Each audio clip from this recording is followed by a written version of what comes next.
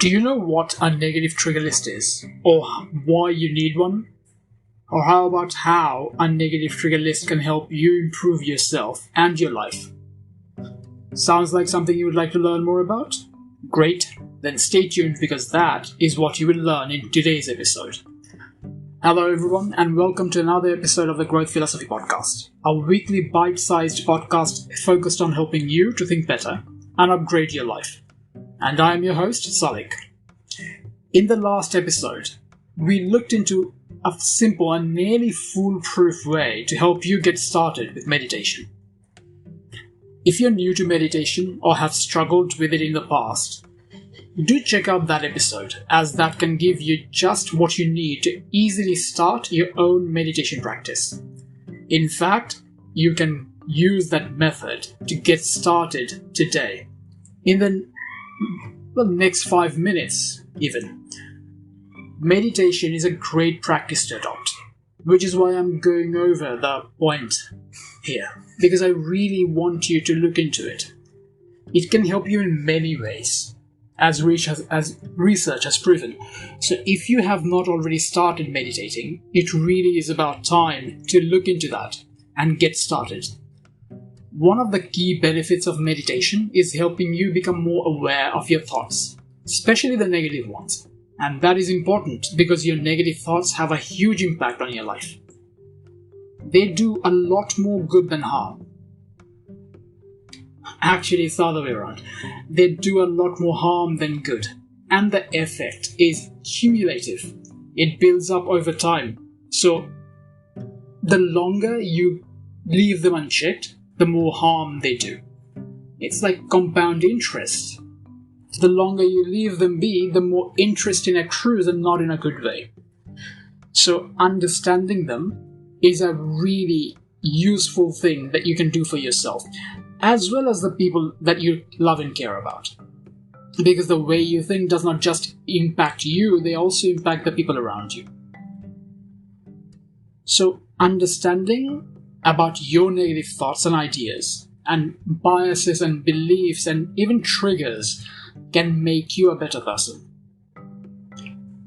So when we talk about negative thoughts, there is not just one type of negative thought. Negative thoughts come in all sorts of different shapes and forms. As you learn from the episodes on cognitive bias, often we even have negative thoughts, beliefs, and biases without even being aware of them. And that is a worrying thought, I know. But the good news is that you can do something about them. There are tools to deal with your negative thoughts, beliefs, and biases. I discussed a few tips on this very topic in one of the past episodes. I will include the relevant links in the podcast description, so you can have a look at them there. As for today's talk, I'm going to tell you about a tool that can really help you get a handle on some of your negative thoughts, namely your triggers.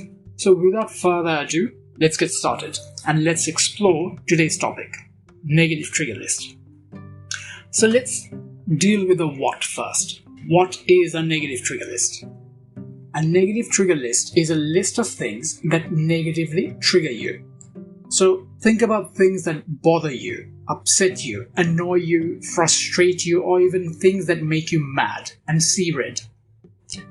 Those things, those are your negative triggers.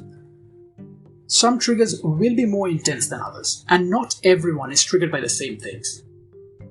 But I will come to those details a bit later. Let's first talk about why you need a negative trigger list. So you know that you have negative triggers. Well, if you didn't understand this now, you have negative triggers. Everyone does. But why do you need to catalog them? Why should you create a list of all these negative things? Maybe you're thinking that reminding yourself of these bad things isn't a good thing, right? Well, not really. This exercise of creating a negative trigger list is one of improving your self-awareness. Yes, everyone has triggers. Some are triggered more easily than others, but absolutely everyone has triggers. Even the most non-violent and patient people in the world have triggers. They had triggers. So it doesn't really matter who you are. You have them. Unfortunately or fortunately, they are just part and parcel of having a mind. So don't feel bad about this. It's nothing to feel bad about. Having triggers is just part of being human. So it's not a bad thing to have them, and it most certainly is not a bad thing to know about them. What is bad, though, is being oblivious to them. It is bad when you ignore them and then they trigger you so unexpectedly that you end up doing something you regret, like saying something terrible to a loved one. A more extreme example would be crimes of passion. Here is the thing to remember. Actions always have consequences. And that is what makes your negative triggers so important to deal with. Because your actions and your words have consequences. So you need to understand and acknowledge this truth about yourself. That will be the starting point for you. You need to acknowledge the fact that you have negative triggers. And that is not the end of the world. Like I said before, we all have them. It's a normal thing. The important thing is to not get overpowered by them and not leave them in the driver's seat. Acknowledging the fact that you have negative triggers will help you start the process. And the best way you can be in the driving seat rather than your triggers blindsiding you is to be aware of them. Awareness of issues is always key to dealing with them. Because you need to understand that there are issues in the first place for you to actually even be able to deal with them. But let's think about the negative triggers. Building that awareness, creating that awareness about your negative triggers, that is a useful thing to do. But will it completely get rid of them? It's unlikely. And I want you to be realistic about this. Knowing about your negative triggers will not completely get rid of them. It might for some of those triggers. For the small triggers, for instance, just shedding light on them might be enough to get rid of them. But for the more intense and serious ones, for the things that are really important to you, like things that go against your core values, making this list will help you understand what's going on under the surface and help you get more awareness of why certain things trigger you. So they might not completely get rid of them, but they can help you manage them or even deal with them. So this awareness that you create from going through this exercise can help you come up with ideas for handling your triggers. So remember how I mentioned everyone has triggers? This includes me, of course. I used to have a bit of an anger problem. This was years ago, thankfully, and these days rarely ever does my anger get the better of me or overpower me. And one of the things that helped me get a handle on my anger was to become aware of what triggered my anger. A friend asked me recently, actually not long ago, what ticked me off? And I struggled to answer. That question would have been easy to answer a few years ago because there were so many things, there were quite a few triggers. But this time, I had to take some time to think about it. It's not that I don't have any triggers anymore. I absolutely do. I am human after all. But things are very different now. My triggers are miles apart from the thin fears I used to have. They're nowhere nearly as intense. I used to be a pretty angry and impatient person. So if I can develop patience and get a handle on my triggers, I'm pretty sure you can too. And becoming aware of your negative triggers will get you started on that process. So now you know what a negative trigger list is and why you need to create your own negative trigger list. You understand now why it is important to become aware of your negative triggers and how that can be really good for you. So we have covered the why and the what. You understand what it is and why it is good for you. So now let's look at the how. Now let's look at how you can create your own. So how do you actually develop such awareness of your negative triggers? A lot of them, if not most, often lie hidden beneath the surface, so they aren't always very visible.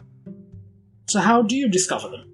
And this is where creating a trigger list comes in. Basically, what you will be doing is brainstorming and taking note of your negative triggers. If you're not entirely clear about this concept yet, don't worry. I have a 3-step process for you to guide you through this, step by step, so stay tuned. And here is how you can get started. It's a 3-step process, and this is step number 1. Think about anything and everything that negatively triggers you. Think about what bothers you, the things that upset you, or even makes you mad. Spend some time on this and make as big a list as you can. If it helps, give yourself a time limit. That often can really jog your memory. Now once you create your list, then rate the triggers on a scale of 1 to 5. 5 being the trigger that invokes the most intense reaction. This rating will help you figure out what things and situations are more of a trigger for you. So the things that really push your buttons, the things that make you see red, will get a score of 5, whereas the stuff that mildly annoys you will get a score of 1. You get the idea, so score all of your triggers. Once you have your list, this is the last step. Once you have your list and you have scored them, next reflect on why they trigger you and how you can deal with them. Now, word on this list that you create. I recommend that you create this list somewhere where you can look at it and update it, especially since it might take you days, if not longer, to create a really comprehensive list of your triggers. You might stumble upon a trigger months down the line, so as and when you do, just update your list. And this is why it's important to have a list that you can easily access. I personally like Evernote for stuff like this, because it's online, I can easily update it or revise it. But you can opt for something else, or even a physical notebook. Use whatever works for you, as long as you have the list to hand to update and reflect on as and when you need.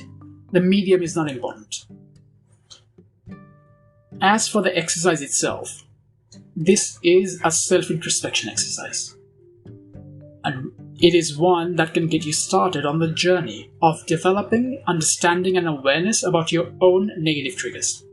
As a bonus, this exercise will also help you improve your self-knowledge overall. So when creating this list, there are a few things I want you to keep in mind. Here is a really important one. This is not a task that you can complete overnight, so don't get impatient. It is a journey, and like anything to do with personal growth and self-awareness, it will take a bit of time. Do not think about this as something you can figure out and deal with fast. This is not a race that you need to win as fast as possible. It's a marathon. When you get started with this exercise, you will very likely struggle to come up with a comprehensive list right away. And that is okay. Give yourself time, be patient with yourself. Once you start the exercise, you will start noticing your triggers, which you can then add to your list over time. So over time, you will create a comprehensive list. It will not happen overnight, and that's okay.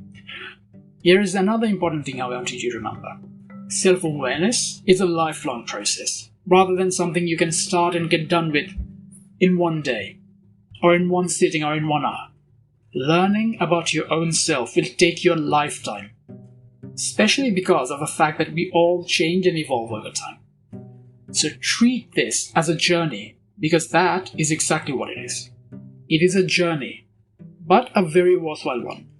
So you have to be patient, but it makes sense for you to be patient, because learning about yourself empowers you to be better and do better. Like how knowing about your negative triggers can help you to discover the things that negatively trigger you, which in turn can help you to manage them and even deal with them and diffuse them.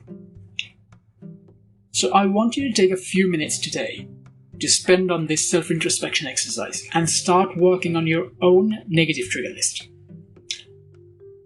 Grab a pen and paper, or grab your app or Evernote for that matter, and think about these questions.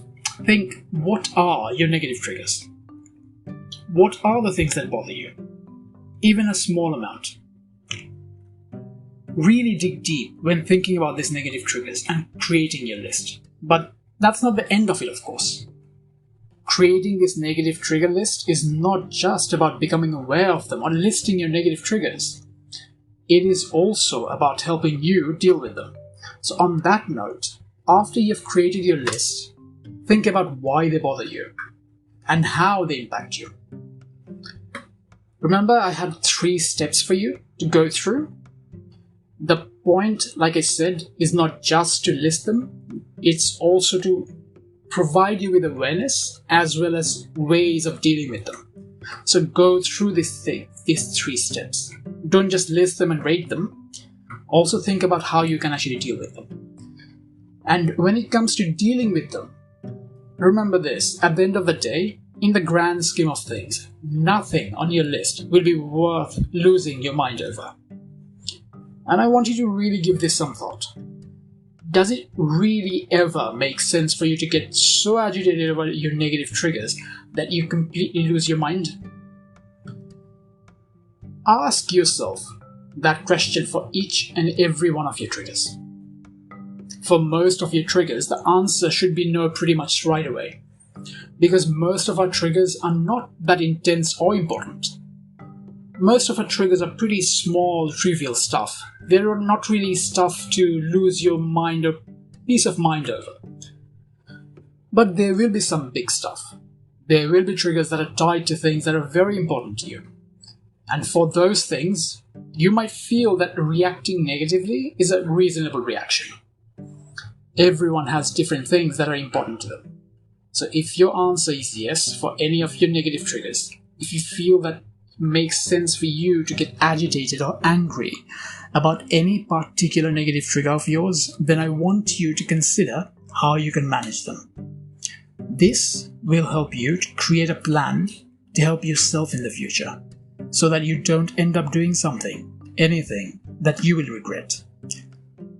This exercise will help you to not just figure out what your negative triggers are, but it will also help you to start actually dealing with them. So really think about this, work on it, and develop self-awareness, especially about the negative things in your life. Because if you don't even know about the issues that you have, you won't be able to deal with them. I sincerely hope that you will implement what you learned here today. Give it a go. Create your own negative trigger list. It is more important than you might realize, because even just the awareness of it alone can help you go a long way in dealing with your negative triggers, which in turn will help you as well as the people around you in many ways for years to come. It's a small amount of effort. It doesn't take much, but this small effort can have a huge impact in your life. So the upsides are massive.